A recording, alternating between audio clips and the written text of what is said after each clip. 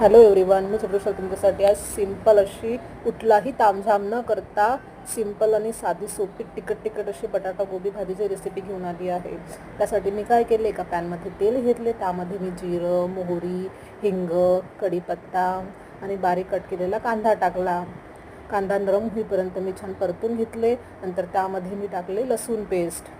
आता मी त्याला व्यवस्थित शिजवून घेतले. नंतर त्यामध्ये मी हळद, तिखट, धनापूड, गरम मसाला टाकला.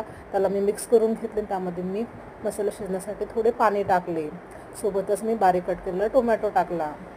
टोमॅटो व्यवस्थित नरम होऊ दिला. त्यामध्ये मी बटाटा, गोबी आणि मटर टाकले. त्याला व्यवस्थित मिक्स करून घेतले आणि त्यामध्ये मी चवीनुसार मीठ टाकणार आहे. बघा, अशा पद्धतीने आणि त्याला झाकून ठेवून भाजी शिजवत आहे. कधी कधी काय होतं ना, आपल्याकडे भाजी झाल्यानंतर थोडी भाजी उरलेली असते, आपण त्याची भाजी करतो. त्याच पद्धतीने माझ्याकडे थोडी बटाटा, गोबी आणि मटर उरले होते, त्याची मी अशा पद्धतीने भाजी केली, एकदम सिंपल पद्धतीने. बघा किती सुंदर झाले आहे ना.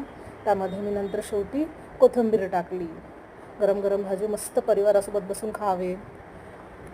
आजची रेसिपी तुम्हाला कशी वाटली कमेंट करून नक्की सांगा. Bye bye.